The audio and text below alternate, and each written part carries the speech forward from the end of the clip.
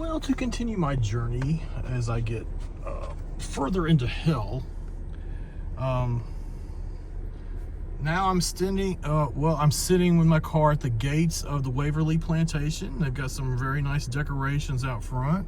All these signs that just basically stay the hell away from the plantation.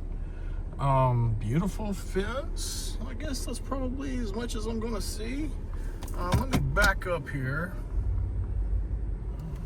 I don't want them to send out the guard dogs to come eat me. We've got a lot of Amazon packages sitting here in front of the gate. Let me pull out and see if I can get a better shot, at least from the street. I'm not parked in their driveway, and they won't send out Guido to come beat me up or send out the dogs to come eat me. I had to abandon my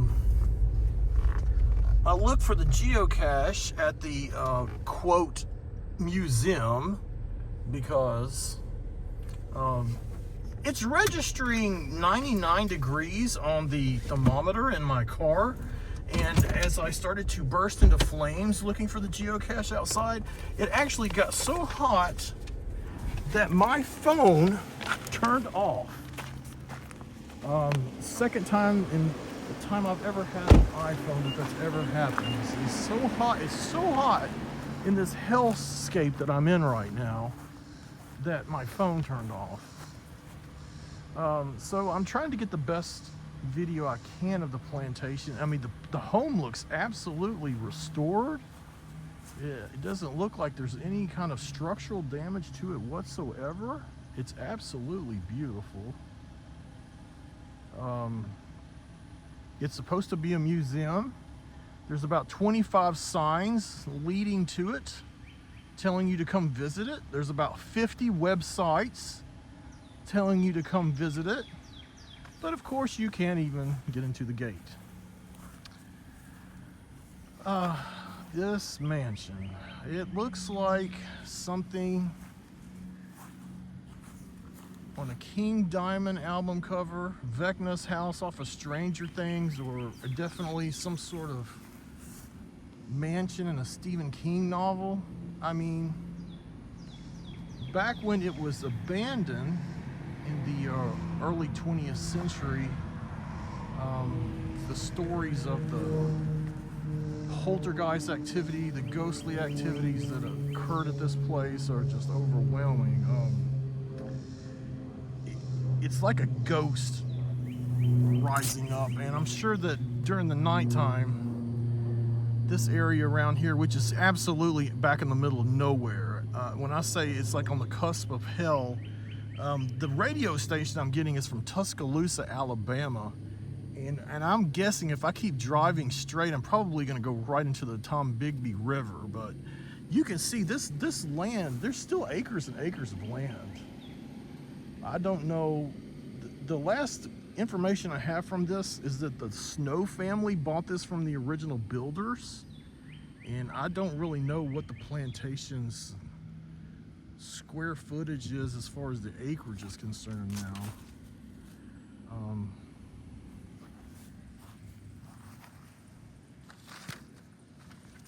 It's hard to believe that this was the Cotton Kingdom, that places like this had so much of an influence over our history as Americans. Now this plantation in particular, again, it's called the Waverly Plantation, is Gothic landmark. This area of Mississippi was in the prime area of cotton growing, known as the Cotton Kingdom. The wealth that was generated by these large plantations like this, they're the old Greek and Roman style temples, Greek revival style. This Waverly Plantation was founded in a great area for commerce, because I'm guessing probably down around, if you go around this bend down here, which again I haven't been down yet, but I'm going next, the Tombigbee River is down around this area. So I'm guessing they probably could just ship the cotton by riverboat straight from the plantation grounds. It was a vibrant area for commerce. It was called the Golden Triangle. It's still referred to as the Golden Triangle. I just left the tire factory no more than an hour ago, and it's still part of the new commerce for the 21st century, the Golden Triangle.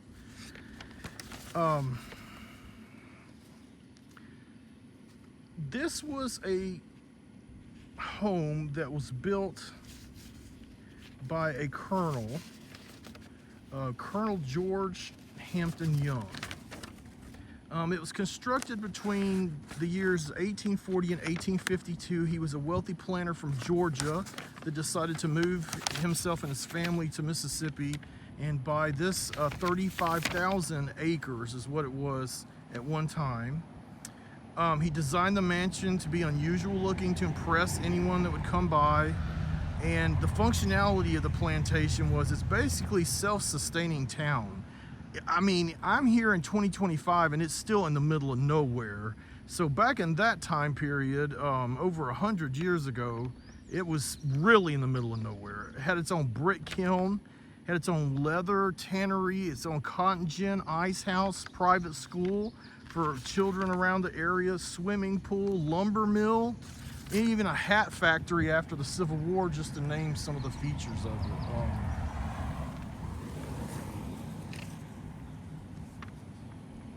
Gosh, it really bothers me that I can't get in here. You know, the Civil War, of course, erupted in 1861. The Waverleys were caught in the storm of the Civil War. They aligned with the Confederacy, of course, because they really didn't have any choice being in the area that they lived in. No battles took place during the time that they were here during the Civil War, but it was used as a Confederate supply center. It produced uniforms, tents, leather goods from the tannery. It was far removed from the warfare taking place on the western side of the Mississippi state. It was used as a hospital for Confederate soldiers.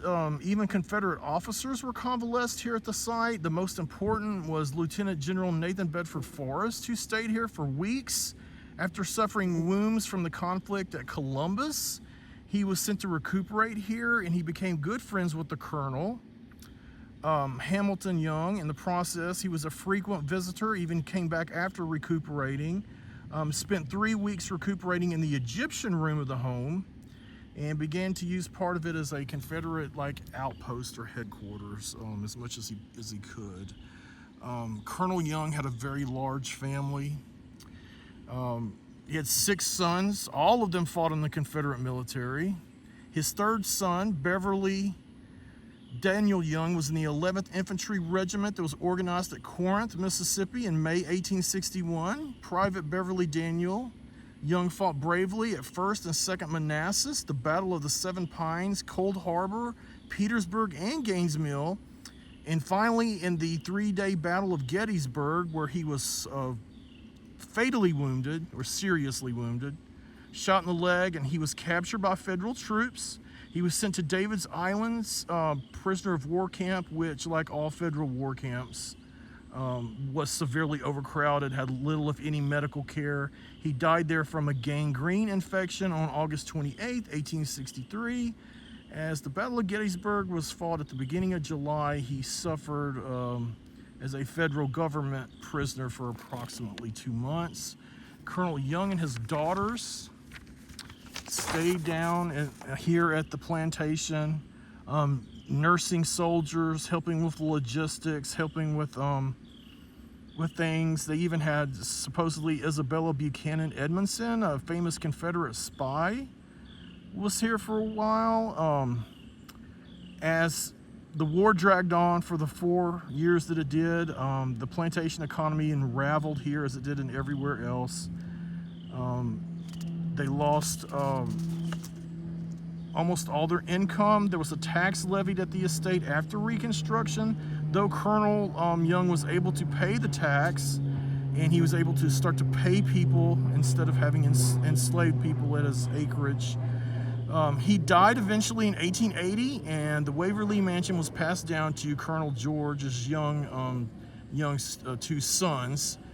They were still bachelors. They stayed bachelors. They made the Great Gatsby look like a saint.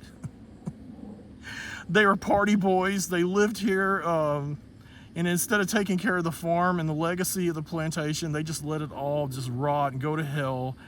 They squandered basically their family's fortune. They just let everything fall apart. And they locked the gates in 1913, walked away from it. They were just party boys, again, like Great Gatsby. 1913, locked the gates and just walked off. The mansion was in decline from 1913 to early 1960s. It was the national image of a giant family mansion haunted by numerous ghosts and spirits.